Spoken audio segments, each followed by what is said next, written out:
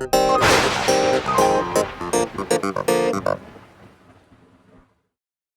welcome. I'm Ed Belanco, currently an associate Whig, but today we want to talk about cloture, the filibuster, and discuss what the constitutionality of it and whether it's a cop-out. So this is a discussion, and we'll let you be the judge. The Senate is known as the greatest deliberative body in the world. The traditions of the Senate are from way back. The founders designed two houses, and as you can see, the Senate was there so that you could take the hot tea of the House, which is closer to the people, and you could cool it in a saucer as you would cool your tea. Again, the Senate was used in Roman times. And and they were a deliberative body as well. And there's an example in the article about I think Cicero filibustering on the Senate because all business had to be concluded by the end of the end of the day. Sure. And Caesar threw him in jail. So that was how Caesar took care of it. And I thought I'd just make a quick comment here. Also, the Senate, very importantly, was there to represent the states, exactly, and not the people. Exactly right. So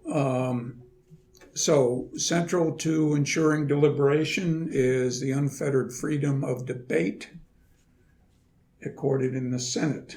Okay, so yes, we will discuss that as we go on. So what does the Constitution say? Okay, Article 1, Section 5 grants each House the power to establish its own rules. So the Senate does have its rules based on the Constitution. Senate also identifies where supermajorities are required. And I think this is key. This is important. You can see what it's required for: treaties, constitutional amendments, impeachments, expulsions, veto overrides. Okay, so that's what the Constitution says. So what does the Senate do? Well, it's governed by a set of standing rules. Again, each house has the authority to set their own rules. It's presided on, presiding officers are votes by the Senate, and there's customary practices, ad hoc arrangements, and so on. And this is from the Senate website on the Senate rules. I lifted it directly. Okay, and it says, knowledge of the Senate's formal rules is not sufficient to understand Senate procedure, and Senate practices cannot be understood without knowing the rules to which the practices relate. Okay, so I footnoted that, and there's a hot link there. My computer's not online, but it doesn't matter.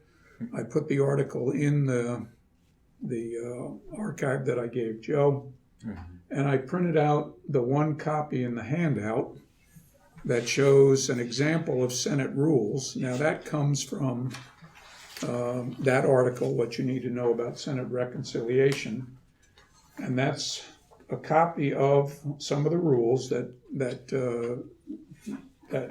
govern Senate reconciliation. So you can see that there's various rules. There's ways you can waive the rules and who can do it. So it's very complex.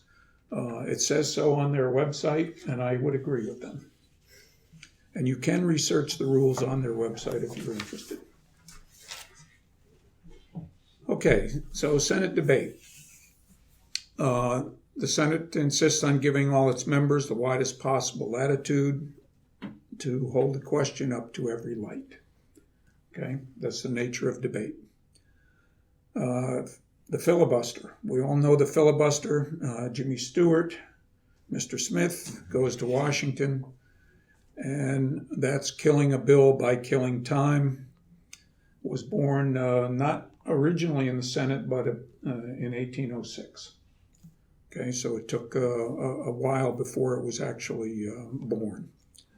And it stayed the way Jimmy Stewart represented it in Mr. Smith Goes to Washington until 1917, when the Senate adopted a cloture set of rules to establish, set the threshold for ending debate at 2/3 of those present. Okay, that was later changed to 3/5, so that's where we get the 60 votes. Okay, actually that didn't change it, that allowed them to end debate. Okay, so the filibuster, you had a way to end the debate. Okay. However, in 1970, the Senate instituted a two-track system that allowed the Senate, by unanimous vote, to bypass a filibuster bill and go on to another. Okay. I think that's key, and people don't acknowledge that, but it requires a vote in order to get to a cloture. Okay. So, as the author of the Imprimis article, Representative McClintock, says, with the 1970 change, the number of filibusters went from 58 in the previous 52 years to over 1,700 in the next 46 years. Okay, and as Representative McClintock says, the filibuster entered the couch potato world of virtual reality, where an actual speech is no longer required to block a vote. A mere threat of a filibuster suffices to kill a bill at the Senate, as the Senate shrugs and goes on to other business. Okay, the filibuster has been stripped of all the unpleasantness that discourages its use and encourage its use and encourage compromise and resolution.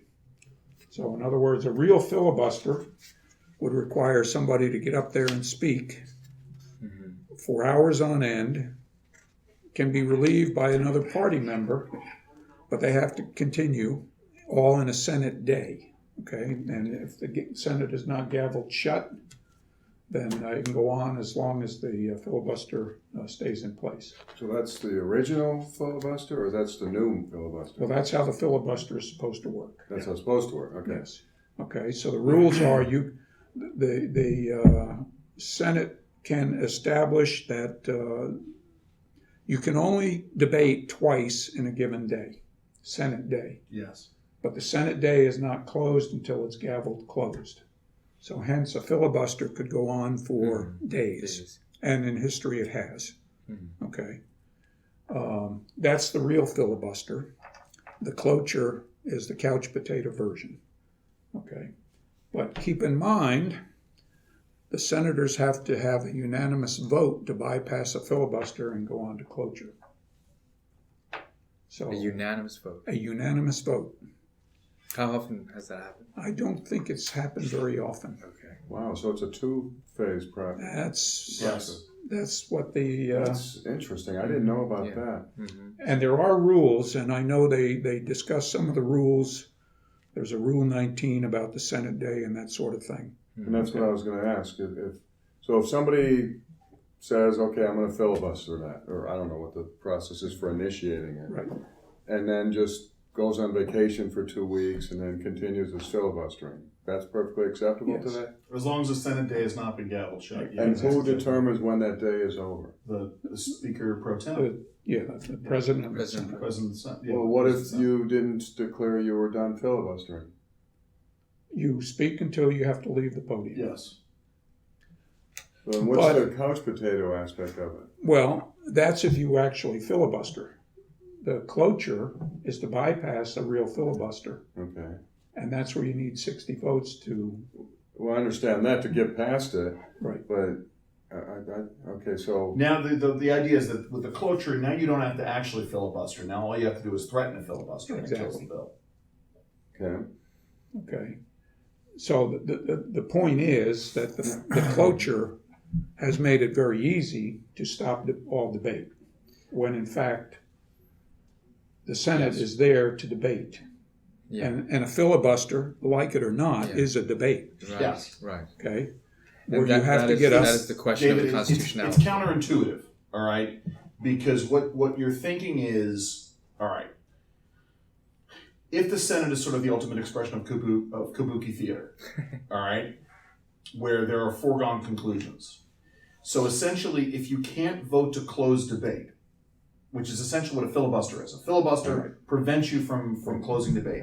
But if you can't, if you don't have enough votes to close the debate, it has the impact of a filibuster without having someone stand up there and actually That's right. be Jimmy Stewart and speak and have a thermos and an apple and Right. read through the phone book and lose his voice and all that jazz. Yes, It's a filibuster without any drama. that's Yes. right. So, but they could get to the real filibuster.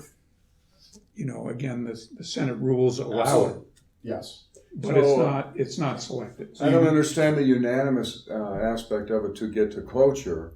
If unanimous minus one decides to go to cloture, then it doesn't go to cloture. Exactly. Well, then you do continue debate. So there's couch potatoes throughout the Senate. No, but see what happens is it's not really continuing debate because Well, I mean the non-debate. yeah, because you know without going to cloture, it just means the bill languishes. It means that it doesn't get voted on. It's Okay, that's actually the more important one, the Yes. unanimous aspect, than the cloture itself. Because if one opposition person says we're not going to go to cloture, then it'll never go to cloture. exactly. And there's no way to override that That's just a rule, though, right? Well, no, remember that's just to bypass a filibuster bill, the unanimity. Cloture is a whole separate issue. Well, that's the way to end it and go to a vote. right? Directly. Yes. Right. It's essentially it's unanimous at one. Okay. Yeah, it's unanimous Let consent. me try to get this clear. So somebody has a bill. Yes. They'd like it to be voted on. Yes. All right.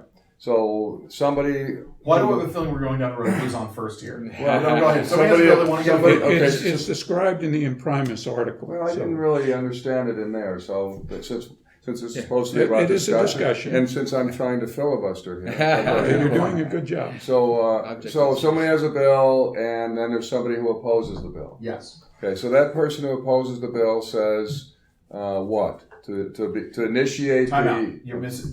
So there's a third step here. So let's say that you have a bill. Okay. You want to vote on it. Right. All right. Ed opposes the bill. Right. Okay. But Ed hasn't said anything yet. Right. The first thing you want to do is you want to go to Joe. Okay. And you say to Joe, he's the Who's speaker. Joe? Joe's the president of the Senate. No, I never- And you say, I want this bill. This bill is not going to get filibustered. Bring it up for, I just want to bypass the cloture rule. I just want to vote on it directly.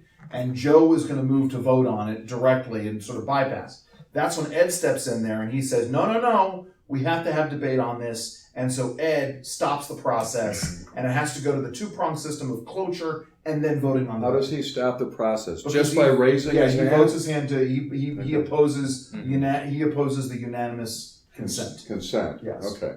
So he opposes it. You have to acknowledge that and accept it. Yes. You can't, even though you're the chairman and you can change the rules whenever you want. Well, no, the rules committee has to Through change the rules. parliamentarian. Through the parliamentarian. Okay, so since he controls the rules committee, which is a majority under him, he can just go to the rules committee and say, I want this changed for this vote. So majority there says, fine, we're going to do this. we're But going to it's vote. always measured in the Senate, right? Because whatever precedent they set in changing the rules, whether or not it's permanent or ad hoc, Right. the pendulum can swing the other way. I understand that. Yeah, and that's happening. that's- That's the discussion. That's Which is the going on. central discussion. So he goes, okay, so he gets it, there will be no vote, because he says, I don't know. Let's debate. Let's open- Does he discussion. ask for unanimous consent? Or how Yes. does- okay, he does. And so then that vote is taken. Yes. All right, so there's not unanimous consent. Yes. And so now that Because it stops couldn't possibly based on be the- unanimous And Well, consent. yeah, because he's opposed to it. Yeah, Right. so David, generally what happens is they know well in advance that Ed's going to oppose it, so So they don't go even down do that that. road. Yeah, Okay. exactly. So they don't. But they want could. They could. They don't want a public display of discord Sometimes. in the Senate. Yes. It depends. So that begs the question. Okay. The rules are the rules. We can say what we want about them. They're made to be They're broken. made to be broken. Who wants to break them? How bad do they want it in order to break them? Okay, I think, and that's the discussion. Because is it a cop-out to say, oh, we can't get this done? Or is it based on the Senate rules? Now, to me, it looks like there's a lot of leeway that could be brought into play. So here's the points to ponder, and you know, I'd like to, let me just, okay, no, the references are at the end of the slides. You've got them on the last page there. Okay, again, these are from the Imprimis article and some of the other articles that are in the references. Deliberation should be a means to an end, not an end unto itself. The minority party wants to do everything in its power to keep the majority from having its way. That's natural. Endless debate should not be a tool for the minority to block any meaningful legislation from being enacted or even considered. Some believe repealing the 17th Amendment that allows for direct election of senators would make the Senate more beholden to their states. I certainly agree with that. And I agree with that as well. So that enters a whole nother realm of the problem, but it's still part of the problem. There are no silver bullets. No. And then there are people that advocate changing the Senate rules, and again, McClintock is one of the advocates. So you've got the constitutional amendment aspect plus the Senate rules. Okay, so there have been a number of efforts, and they sort of change over time, to repeal the 17th Amendment. Yeah. There's a professor at George Mason named Todd Zawicki, who's probably the nation's best expert on this. Anyway, so on changing the amendment, I mean, repealing the 17th. Repealing the 17th through a Convention of States. No, you could just raise it. You could congressional, and then it would have to be ratified, and you know the chance of it happening. Yeah, why would they do that? I mean, why would Congress vote to do that? It would have to be a convention of states. Yeah, in other words, really, realistic. Because Congress wouldn't go along. They wouldn't. Well, no, the Republicans might because more state legislatures are in the hands of Republicans. It might shift the balance in those red states where there are blue senators. Anyway, it's an idea. Yeah, it's an idea. But, You're right, but to get to that supermajority would be a challenge. Agreed. What's the direct relationship between that and filibuster and cloture? I didn't quite understand. Well, it's not directly related. Okay. It's more to do with what the Senate wants to accomplish. In terms of changing its rules or something? No, as far as, what a senator, where their priorities are. Okay. Okay, and their priorities right now are to the voters of their state and their donors. You're saying that senators that are not beholden to their state population but are to the greater, ideology or political party, they're more apt to use filibuster to advance. Well, they're more apt to advance the state's agenda. But but now that they're not, appointed or elected by their state legislatures, you're saying that as it stands right now in the current status quo, that Senates tend to use filibuster not for good purposes. Is that why? Because senators are not coming out of state legislatures, they don't feel beholden to their state constituencies, in once every 6 years. In that last year, that final year of their current term, and so in those instances, they are less prone to be ideological and to take ideologically driven votes, as they are to be sort of politically expedient and wanting to go along to get along and sort of not making waves. So we assume that there would be less filibustering if that were the case? Well, no, I'm not saying that. I'm talking at it more from the cop-out aspect. Oh. Okay, in other words, does a senator really want to get something done? Right. Who are they responding to? In other words, there's less harm to commit to legislation than... There's less harm to do nothing than there is to do something. Right. but being more beholden to their state legislatures and their states, Then they will. Yeah, but it seems like if a state has something, an issue that's really important to them, and their representative in the Senate decides to just filibuster and prevent that from happening, then they just recall them and put a new senator in. Okay. That's Yeah. the very effective Right. tool that the states would Yeah, have. that's great. Yeah, that seems better.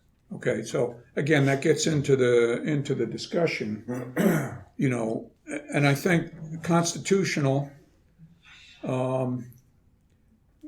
When we ask the questions, I'm not sure it's an either or, because to me, what the Senate is doing is constitutional. They have the authority to write their rules.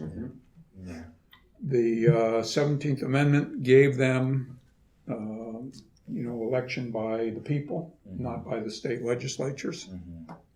So they're constitutional. Okay. Constitution doesn't require they get anything done. But the Constitution, what the idea of Senate debate, is that a constitutional thing? I mean, a phenomenon, or is that just? Well, that's why the founders put Yeah. the Senate in, was to Yeah. slow things down. Right. So they were So it- very successful.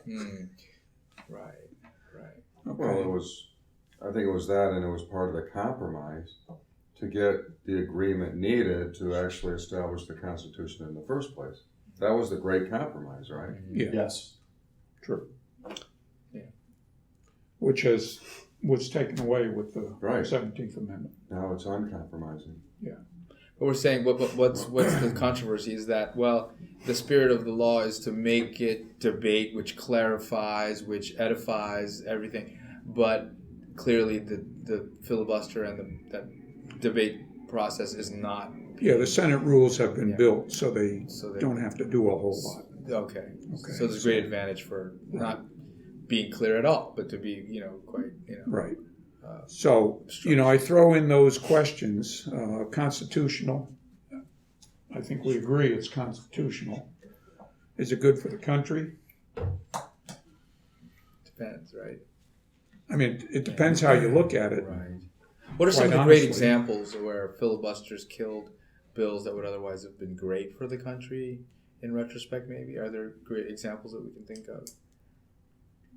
Well, there's an article again in the references that talks to whether the left, whether conservatives need to continue with the filibuster because it stops legislation from going through, but all the legislation that does get through seems to be more liberal, leftist, and you can't get rid of it. So Obamacare is an example. If it was a majority required, it would be hard enough. When it's 60 votes, they have a cop out, so they don't have to do anything. Okay. Now that being said, I can't verify this, but I was listening to my Rush podcast on the way down here, and he said that there was something last week that took place with the parliamentarian that said they could use reconciliation for the House bill. Yeah.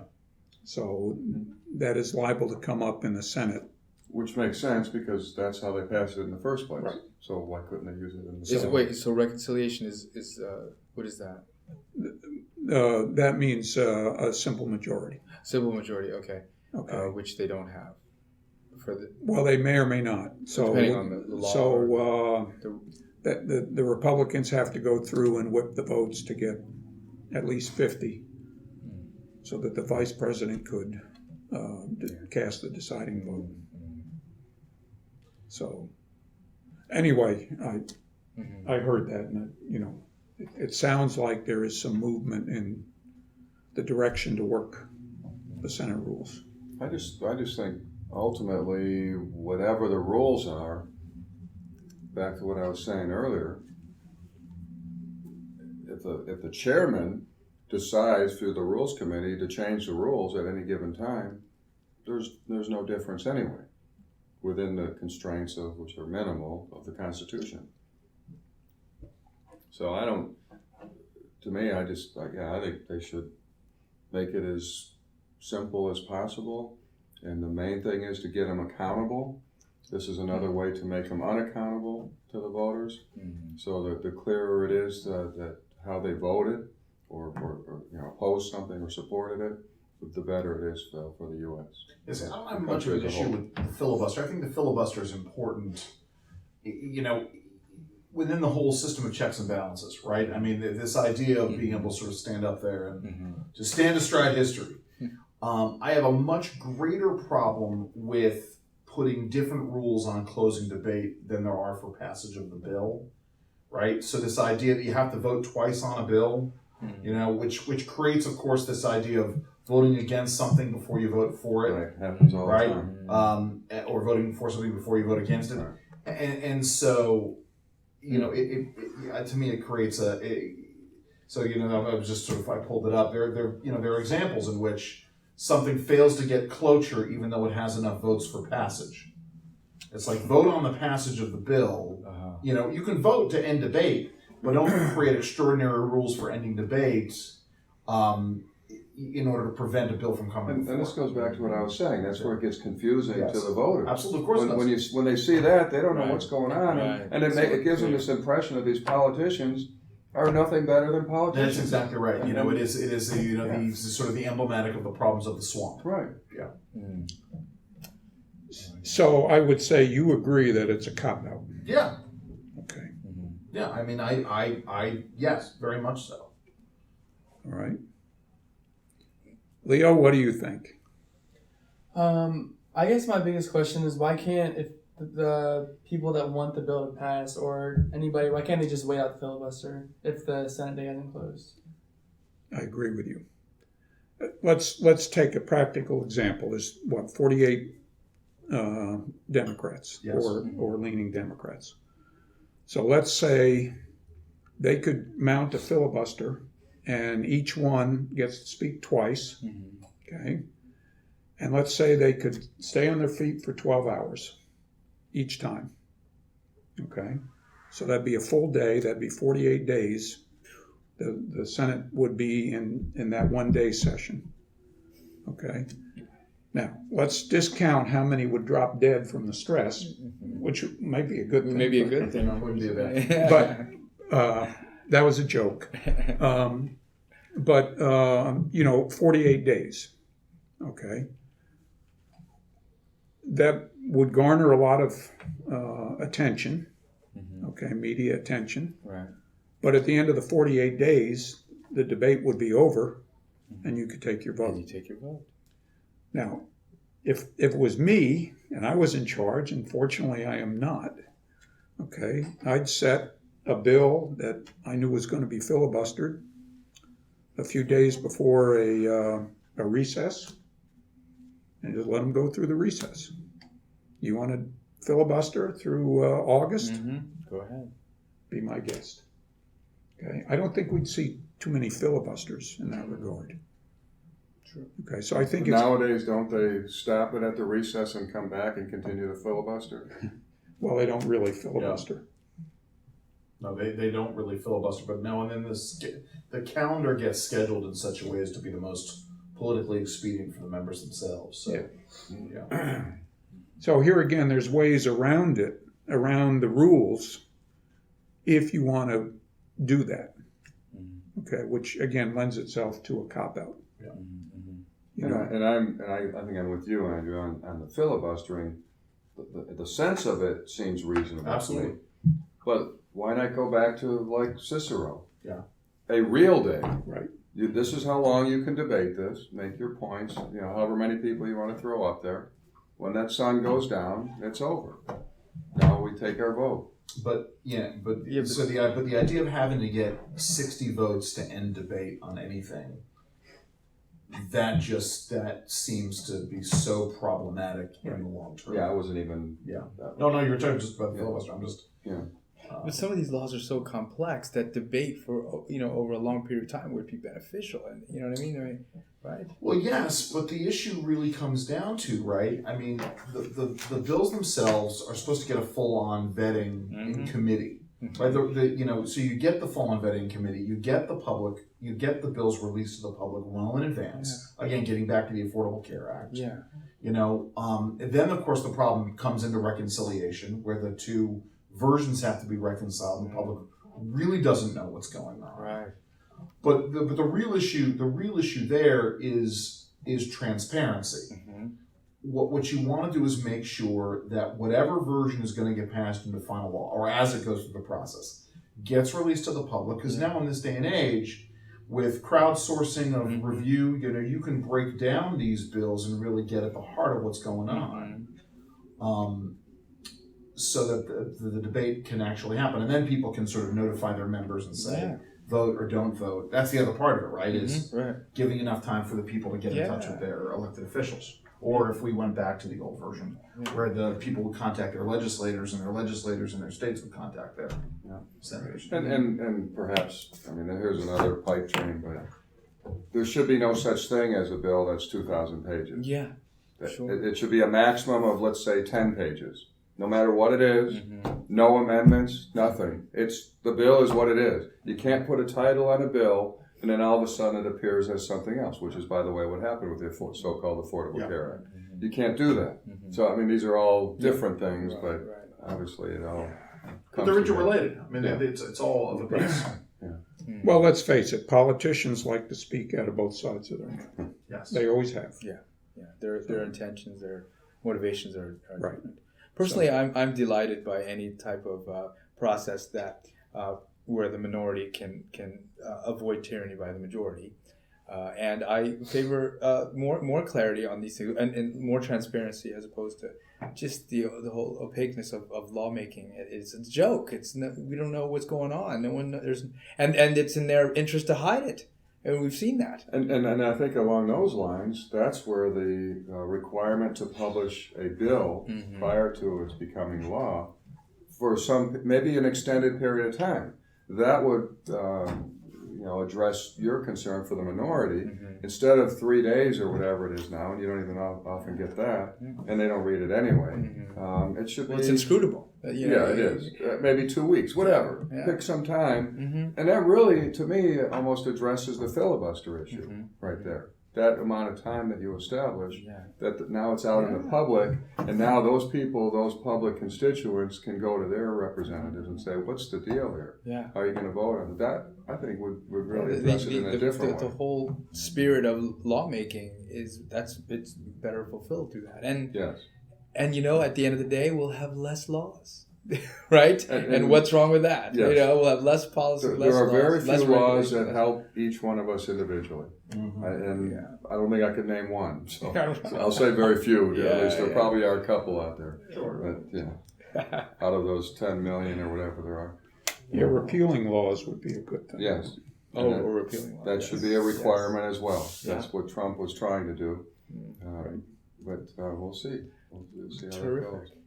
All right, so let me see if I can recap this. Okay. I think we all agree that, yes, it is constitutional. Whether the way the rules are written is smart or not is open for debate. I think there's agreement that the filibuster is a good thing. Cloture, maybe not so much.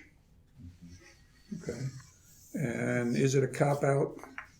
Absolutely. I believe so. Yeah, thank you very much. That was really enlightening. I really enjoyed that. And that's great. 30 minutes, beautiful. And we'll have this recorded below the slides for on our YouTube channel. Put it up on our YouTube channel. All right, thank you so much.